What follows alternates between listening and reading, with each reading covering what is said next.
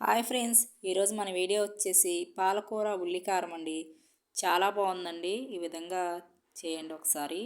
ముందుగా ఒక పాలకూర కట్టను తీసుకొని ఇలా శుభ్రంగా క్లీన్ చేసి సన్నగా తరుక్కోవాలండి ఈ విధంగా.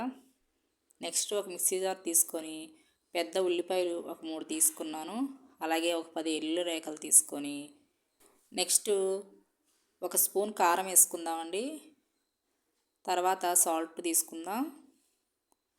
సాల్ట్ రుచికి తగినంతగా సాల్టు, ఓ చిన్న టీ స్పూన్ పసుపు వేసుకుందాం.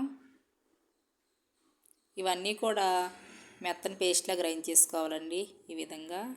నెక్స్ట్ స్టవ్ ఆన్ చేసి కడాయి పెట్టుకొని కొంచెం ఆయిల్ పడుతుందండి. 4 స్పూన్స్ వరకు ఆయిల్ వేసుకున్నాను. ఆయిల్ హీట్ ఎక్కాక పోపు దినుసులు వేసుకుందాం. ఇలా పోపు కాగిన తర్వాత 2 రెబ్బల కరివేపాకు, అలాగే మనం ముందుగా గ్రైండ్ చేసి పెట్టుకున్న ఉల్లికారం వేసుకుందామండి. ఈ ఉల్లికారాన్ని మనం ఇలా పచ్చి వాసన పోయే వరకు వేపుకోవాలండి. మన పాలకూర ఉల్లికారం టేస్ట్ అంతా కూడా ఇక్కడే ఉంటుంది. ఉల్లిపాయలను పచ్చి వాసన పోయే వరకు బాగా వేపుకోవాలి ఇలా కలుపుకుంటూ.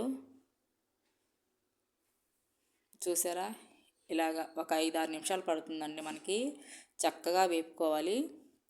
ఈ విధంగా వేగిన తర్వాత మనం ముందుగా తరిగి పెట్టుకున్న పాలకూర కూడా వేసుకుందామండి. పాలకూర అంతా కూడా ఇలా తీసుకుందాము. పాలకూరని ఇలా సన్నగా తరుక్కోవాలండి. మనకి సన్నగా తరుక్కోవడం వల్ల తొందరగా మగ్గిపోతుంది ఆకంతా కూడా. ఈ విధంగా పాలకూర అంతా కూడా వేసుకుందాము. ఇదంతా వేసేసుకొని ఒకసారి కలుపుకుందామండి. ఉల్లికారం కలిసే విధంగా ఆకంతటిని కూడా ఒకసారి ఇలా ఈ విధంగా కలిపేసుకుందాం చక్కగా. చూసారండి, ఈ విధంగా కలుపుకొని మనం మగ్గించేసుకోవాలండి బాగా. ఆకంతా కూడా దగ్గర పడే వరకు కూరని ఇలా కలుపుకుంటూ మగ్గించేసుకోవాలి. చూసారా, ఈ విధంగా అండి మనకి ఉడుకుతుంటుంది కూర. చాలా బాగుంటుందండి పాలకూర ఉల్లికారం.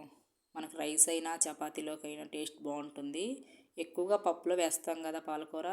ఇలా ట్రై చేయండి ఒకసారి, బాగుంటుంది. ఇలా కలుపుకుంటూ ఉడికించుకోవాలండి. ఆకంతటిని కూడా మగ్గిపోతుంది చక్కగా. చూసారండి, ఈ విధంగా కూర అంతా కూడా దగ్గర పడిందండి.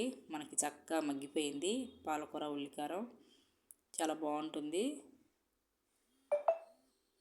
చూసారా ఫ్రెండ్స్, మనకు రెడీ అయిపోయిందండి పాలకూర ఉల్లికారం. చాలా బాగుంటుంది. వీడియో నచ్చితే లైక్ చేయండి, అలాగే సబ్స్క్రైబ్ చేసుకోండి. థ్యాంక్ యూ సో మచ్ అండి.